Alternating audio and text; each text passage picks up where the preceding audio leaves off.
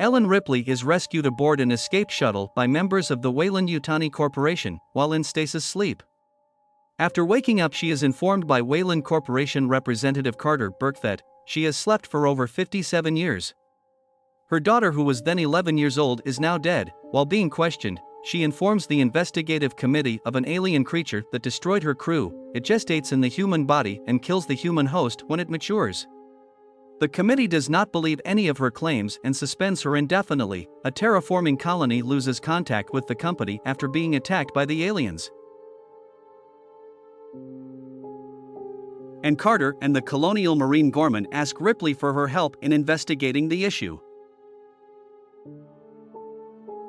She is introduced to a team of Colonial Marines who will head down to the planet with her to investigate. However, Ripley is distrustful of the company android Bishop since her former crew had been betrayed by the android that had chosen to protect the aliens on company orders. They descend onto the planet and go to the wreckage of the exomoon ship.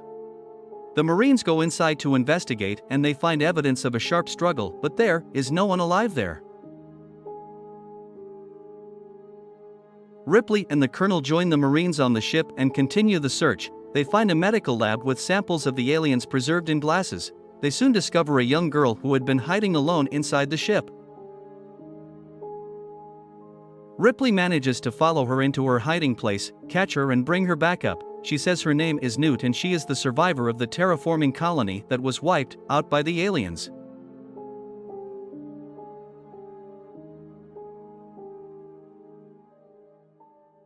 The Marines continue scanning the ship and they find data transmitters on a part of the ship. They immediately head out looking for any survivors.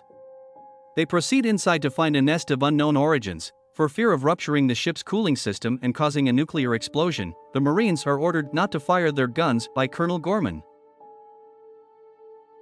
They then find a former member of the derelict ship held hostage by the aliens. When she wakes up and sees them, she begs them to kill her, but soon an alien ruptures her torso and gets out.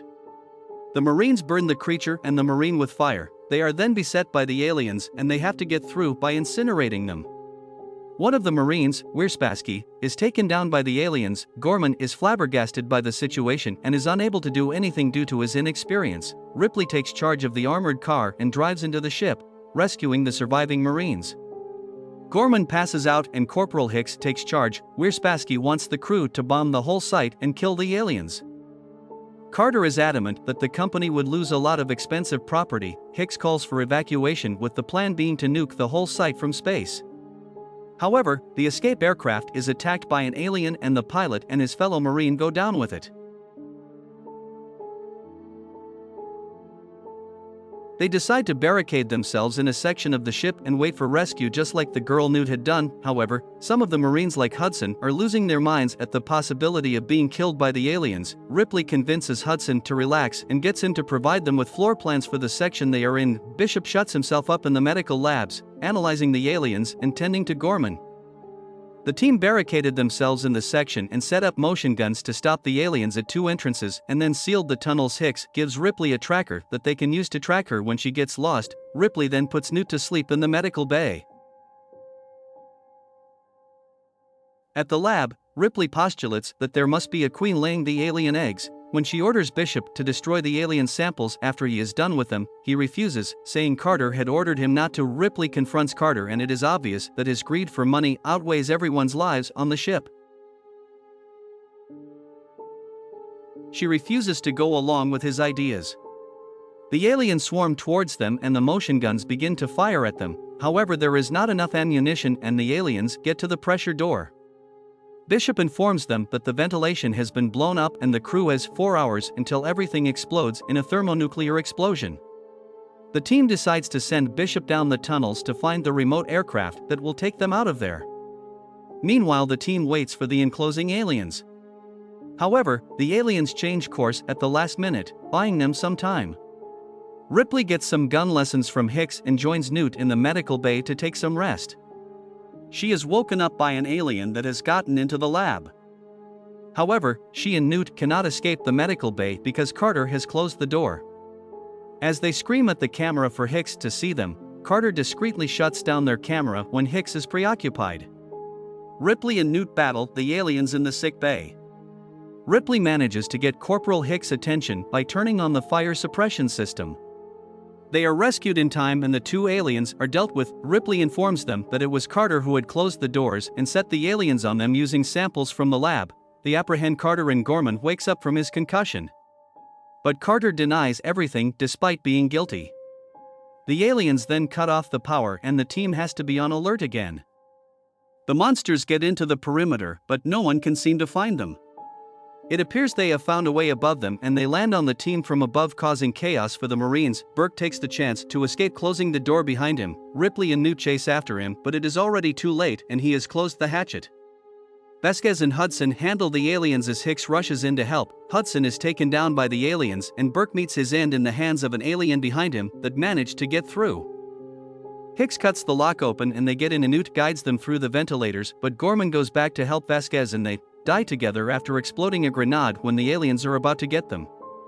Newt gets off track and falls into the water system and Ripley and Hicks go to her rescue. But an alien gets to her first and takes her to their nest. Ripley and an injured Hicks manage to reach outside and Bishop arrives with the aircraft. The injured Hicks is put aboard, but Ripley returns to the ship for one final mission to save Newt. She tracks down Newt with the tracker she had left her and manages to find the alien's nest. Newt wakes up in the strange nest screaming and Ripley finds her and frees her from the cocoon. They try to make their way out but stumble upon the alien queen laying eggs in the nest. The alien queen holds off on killing them under the threat that Ripley will destroy her eggs.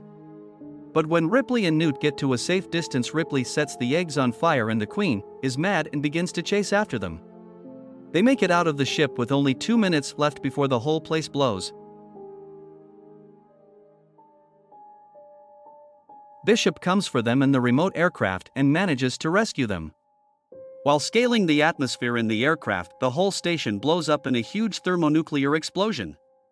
When they arrive at the space station, Bishop is attacked by the alien queen who had managed to hide in the ship. It tears him apart, rendering him incapable of helping anyone.